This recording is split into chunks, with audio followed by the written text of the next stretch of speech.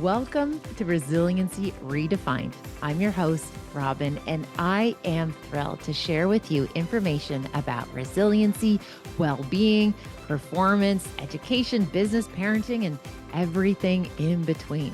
I'm committed to joining you each week to talk about these big ideas and bring them into action, habits, tools, strategies, tactics that allow us to finally uncover what it takes to truly be well. And I'm just so excited that you're here. Welcome to this episode of Resiliency Redefined. I thought I could use our time together today to answer a few questions that I often get asked. People have been asking me this since a post I did yesterday about traveling. So on today's episode, I'm going to share with you some of the behind the scenes looks on how I do what I do when it comes to travel, because I have picked up some tips and tools and tricks. And given that many of us are going into some holiday season and you might have some travel, or perhaps it's work travel, I wanted to be able to share some of this, in some cases, hard-earned wisdom. And I'm going to bring it to you on this episode today of Resiliency Redefined. So to start us off, just yesterday, I posted a story when I arrived back at the Toronto International Airport, Pearson Airport, and I shared with persons on social that I had just finished an 8-day event, 8 days on the road with multiple events, multiple cities. And while I was on the plane home, I noticed that I was feeling obviously a wee bit tired. And I was curious how many kilometers/miles had I traveled. So I did some math.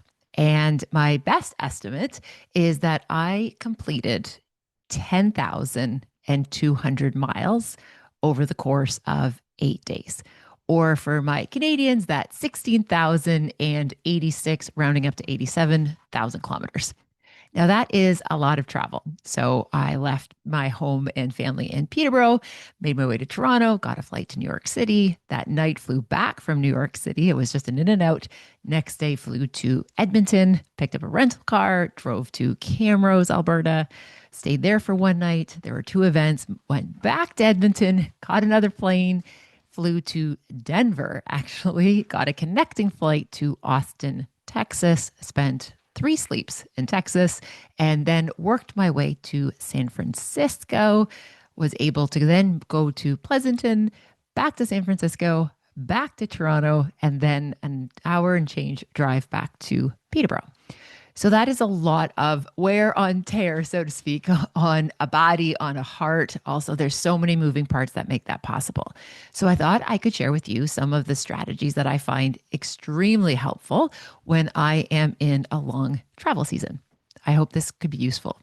So just to hold space, I recognize, and I find this helpful to note, that there are certain things about myself when I'm busy on the road that I find predictability and control of the controllables extremely helpful. So even before I leave, I have one go bag. So everything that I need in terms of wires, cables, everything technology has a go bag, and it's separate than any of the chargers, technology, pieces of tech that I use at home, in my home office, or anywhere around the house. Why this is super helpful is that it's a predictable piece that I don't have to worry about. Has somebody borrowed the charger, or have I taken a charger out, or a piece of technology? I can trust that in that case, it's predictable. I don't even have to think about it. I just know to get the case. I don't have to worry about all the innards, just the case. The same actually goes for all my makeup. So I have all of my toiletries, all my makeup, and I don't use it when I am not home. So everything that I need is in that container. So again, I just have to remember to get the case. I don't have to worry about making sure all the ins and outs and all the things are there. Same for my vitamins, my meds, everything has a separate container that is stocked. So really, I just have to get key pieces, and I can trust that all of the little things are already there. The other win for me that I've learned about myself is I only travel with carry-on. So that is a huge shout out and a big thank you to my father, who was a world traveler in his profession. And whenever possible, he would always use carry on. And he imparted that skill set of packing, the importance of carry on, especially when you are going to multiple cities, connecting flights. It's just so much easier to have your stuff with your person. So I am very strategic about what goes into that carry on. So, as I said, I already have my kits, which would be my tech kit. It's like all my toiletry kit, that's set. I also, for most of the time, I usually wear the same thing when I'm traveling. So I don't have to think about what am I going to wear to the airport. I actually kind of have like almost like this uniform, and it's not fancy. It is literally a pair of jeans, a long sleeve shirt, a zippy of some sort that has a hood, and my jacket. And depending on the season, the jacket changes, but those base layers are steady. And I will use those base layers when I'm traveling. So when it's a travel day, I just know this is what I wear when I travel. So I don't have to think about what do I want to wear today on the plane. It's literally my Sandester Nikes, it's my jeans, it's a waffle shirt, a zippy, and the jacket. That also brings me to what's actually in the carry on. I start by identifying, and again, I really hope this is helpful. So many people have asked me about this, and then I thought, really, you want to know how I pack? But sure. What goes into that? I start with how many events I have and what are the staples. So you'll probably notice if you follow on social and you see I am not very like creative when it comes to what I wear on stages or at these events. Always a solid and always basic. So I will make sure that, for example, if I have a black pair of trousers or pants, whatever you want to call them, it's like dress pants. I will make sure that that could be used with a suit jacket or a vest, or if I'm going to bring like a jumper, like I just make sure that I have solid pieces that can travel really well. But also, like this past week, I made sure that I could multi-purpose things. So, for example, like the black pants that I wore one day, I was able to pair it with a sweater the next day. I had a vest with it the other day. So, I was able to have essentially three key pieces that were for presenting. Once I know what that is, then I decide on the shoes. Now, for folks who do know some of my work, I am a very, very big supporter of Nike Air Force Ones. I have probably more pairs than any one person requires, but they're my work shoes. They're my indoor shoes. They are in pristine condition because I only ever wear them indoors most of the time. I sometimes have to run across the street from like a hotel to a convention center, but I usually try to keep my indoors. So what I do is once I have the fits, I decide to pick the shoes that go with it. Now, these shoes are very crucial in two key ways. A, I have great kicks when I'm on stage and I feel safe and grounded and secure. And I know my Nikes will never let me down. That's number one. And number two, I can fit so much into two pairs of Air Forces and carry on. So literally like 8 pairs of socks can go in one side. I can like shove other things in the other shoe.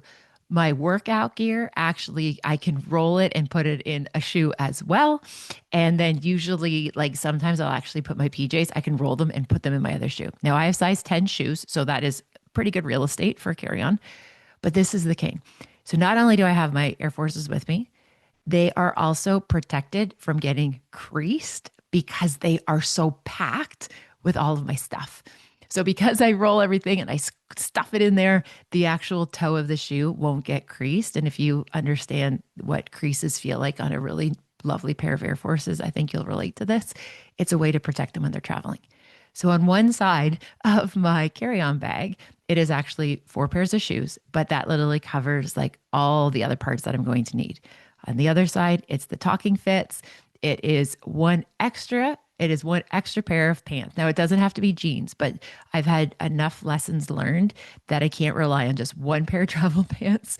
I usually try to throw in a pair of trackers or a pair of leggings, something just as backup from when, for example, the woman sitting next to me dumped her entire red wine on my lap on a flight and then proceeded to get upset with me because I didn't catch it in time. But that's a whole other story. Again, what was very key in that moment was recognizing that I had to actually wash those jeans, just rinse them off when I got to the hotel. Because if you put in a pair of jeans that are soaked in red wine, your entire suitcase will smell like red wine. Which brings me to one of my secret hidden gems of a strategy. This is a big one. I put these dryer sheets in my suitcase. Okay, so in between my presenting outfits, I usually just stick in a couple dryer sheets because when you take them out of the suitcase, they smell amazing. So I always have like a dryer sheet in between the outfits that I'm going to wear because it just feels like fresh laundry and it smells delicious. And I usually have also used a dryer sheet to like clean up my shoes if there was like a scuff on them. Dryer sheets are very multi-purpose. And so that's actually one of my strategies is bring a dryer sheet to keep my clothes smelling delightful. And also it works to really good to buff out. So for example, if you got like makeup on your black shirt, you can actually use a dryer sheet. And I actually find it works really well. Who knows? Maybe that could be useful to someone. So that being said, that is how I navigate the travel. I also ensure that I have in my carry-on bag, because I always bring two different things. So I have my crossbody with me, which is literally like, it's like, honestly, let's be honest, it's literally like a safety blanket. I hold the strap of my crossbody when I'm in lines because if I'm feeling overwhelmed, I can ground it by holding the strap. So I have my crossbody, which will have all the like, my wallet, it has passports, it has Nextcard, all of that kind of stuff. It also has my computer, all the things, sunglasses. I also have a little like just in case container. And in my just in case container, it has like things that you might not think of that you might need, but you'll need. So I have like Advil. I have zinc in case I'm starting to feel a scratchy throat. I have polysporin in case I have, if I've cut myself, I have band-aids in there. I have extra hair elastics in there. I have, oh my gosh, what else is in there? I have an extra clicker. The amount of times I have gone onto these massive event, like on massive stages and events, and they all of a sudden say, "Oh my gosh, we forgot the clicker." I travel with a clicker. I also have a jump drive, like a little USB, and yeah, so I'm just every day. I have paper clips. I also have safety pins. So I just have these little things that often will come in handy. And so they're always just in the bottom of my bag. So if we're ever out somewhere and you see me and you need a band-aid, you know I got you.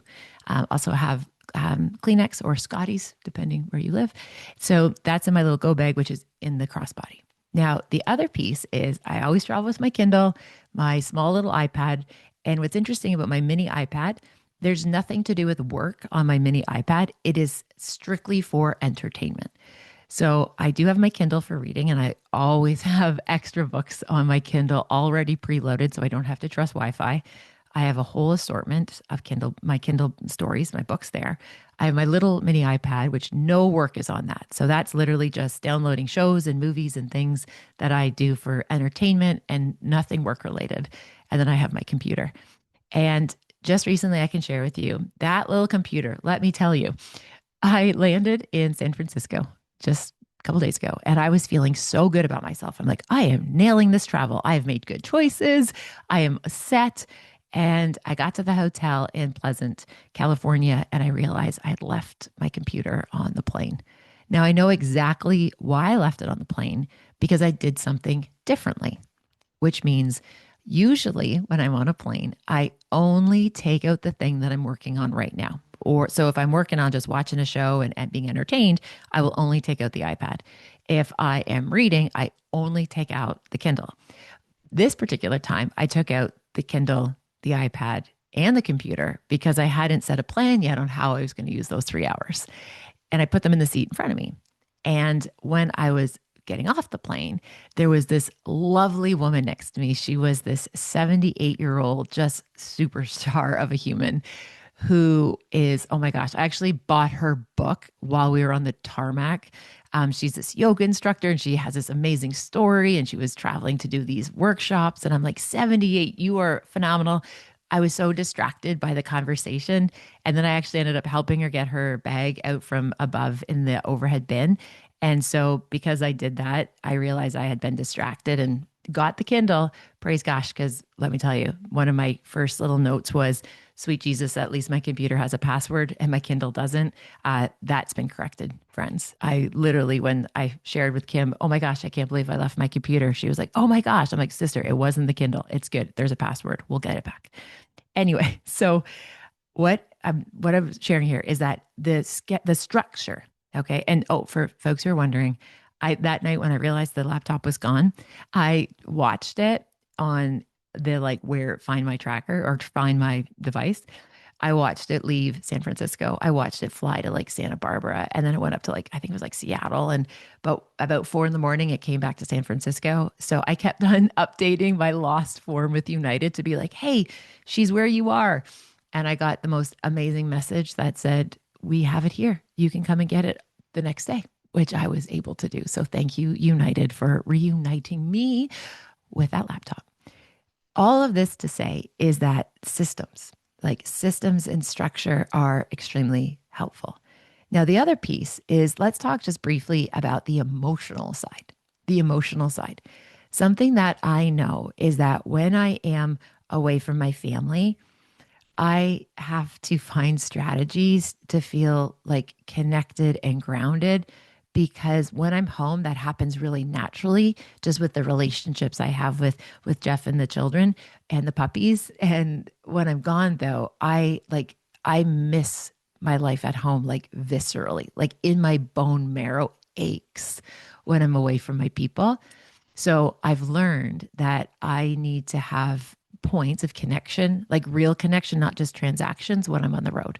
So when I look at a long schedule like this one was, I was so explicit with the people in my world that I need to make sure that I get to chat with you. So usually I chat with the people in my world kind of it just always works. We don't necessarily schedule it, but in this particular case, just throwing out a few lifelines to say, hey, when I come into Edmonton, I only have about 3 hours. Can we find each other? Like, Jill, can we find each other? Nick, Marla, can we find each other? Just because I would just love to see familiar faces in different cities. And then, and this is a huge thanks and a shout out to my dear friend Kara, who happened to also be flying out of Denver the day I was flying out of Denver. She actually took a later flight so she could meet me when I got off the plane. And we were able to have like a 45-minute dinner together before we went back to our respective places. So on a layover, I was able to connect with Kara. And it's shocking how much laughter you can jam into 45 minutes with a side of nachos and guac. So again, what I've learned about myself is I have to have connection with the people that matter a lot to me when I'm on the road, and I have to do that intentionally.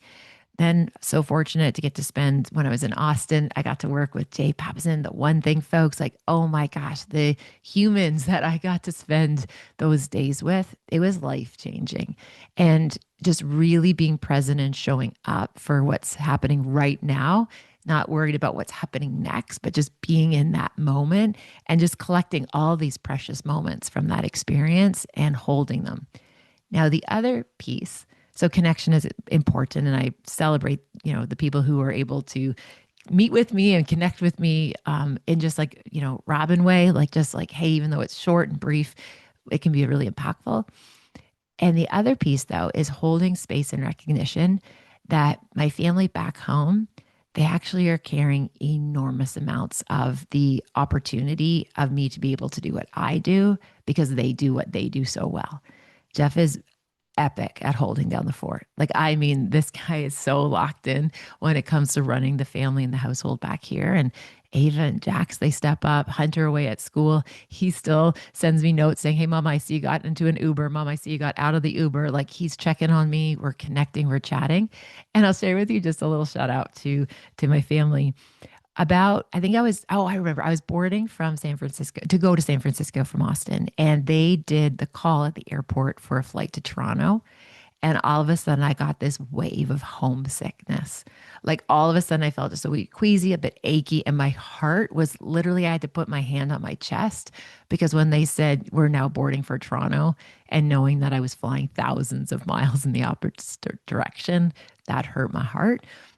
And I texted Jeff in that moment and said, wow, I have a big, big wave of homesickness right now. I miss home. And Jeff responded, when are you back? And I said, 48 hours. And he said, we need those 48 hours to get this house back in shape. We need those 2 sleeps. Home misses you too, but we got some work to do back here. So you do your job. I'm going to go do our jobs. And that moment, I just like burst out laughing that he was like, well, we need 2 days to get this house back in order. It was exactly what I needed. And knowing who to reach out to, who to ask for help to, when you are doing this type of thing, it makes the world of difference. So then we're gonna as the kids would say, wow, mama, you're totally glazing him. I'm gonna give him one more little shout out because one of the projects that's been on the list that I've never actually seen, but it's just that like list out there and somewhere in the world. When I say, hey Jeff, what about this? He goes, it's on the list. I've never seen it. Although I do know Ron, very dear friend, Jill's partner husband in Alberta. Ron has a list, and I've actually seen it like in person. He actually has a list. I hope one day Jeff will put words on a list so it's actually like in real life. I digress. But Ron, we see you. Okay, so one of the things that on the list was to get the garage tidied up. So we have a lot of stuff in the garage, get the garage tidied up before the snow flies. And this has been on the list. And my friends, so after 10,002 miles or 16,096 kilometers, 97 if we're rolling up, I pull into the driveway and the house, it's dark and the house is like glowing. So we always leave the front porch lights on. We don't actually have a front porch, like, but we always have the front lights on. We have like a just stairs. Anyway, the lights were on, which always feels good when there's that glow of home. And then I rounded the corner and my bay of the garage, which has been packed with all this stuff, was wide open. So one of the activities Jeff took over while I was away was getting the second bay clean so I could literally drive my car right into that second bay.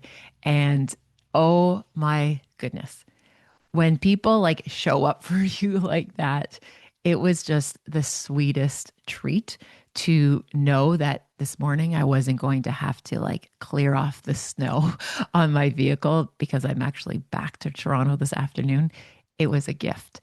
And I also just want to recognize that when people are on the road and they're traveling, like there's this recognition, I think it's important that the maintenance aspects of your life, like the basic stuff, like getting the recycling out and the garbage and like emptying the dishwasher, making dinner, like just all of those incidentals on how your life runs. We call those maintenance tasks.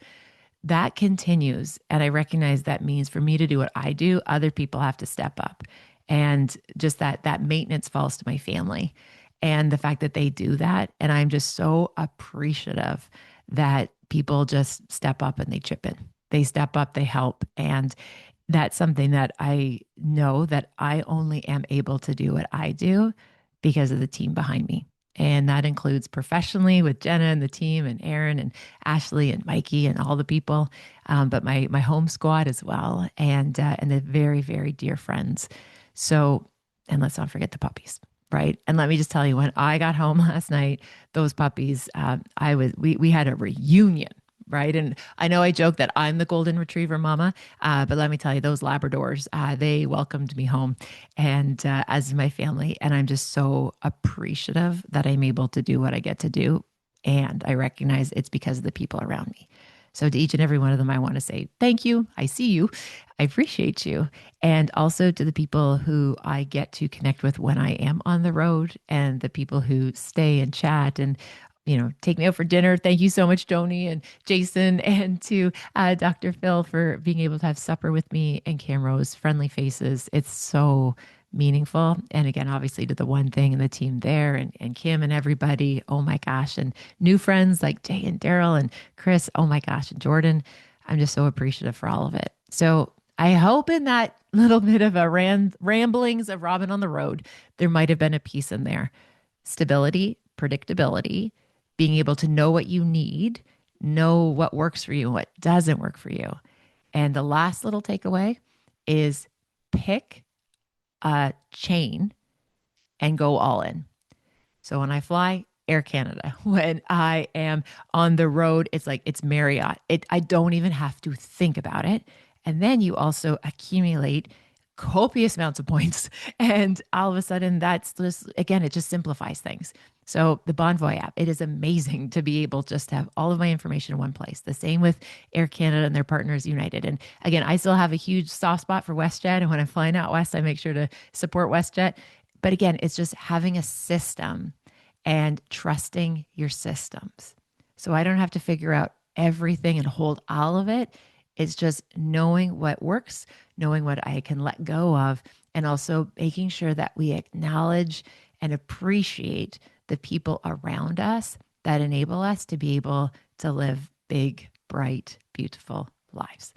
So again, I hope that was helpful. If you wouldn't mind, if you could just in the comments or even just send me a note on social and let me know if there was one kind of key takeaway in there that was useful for you, because ultimately my goal is to be useful. And it's very helpful when I hear that people say, Robyne, this was my takeaway. This was really, really helpful.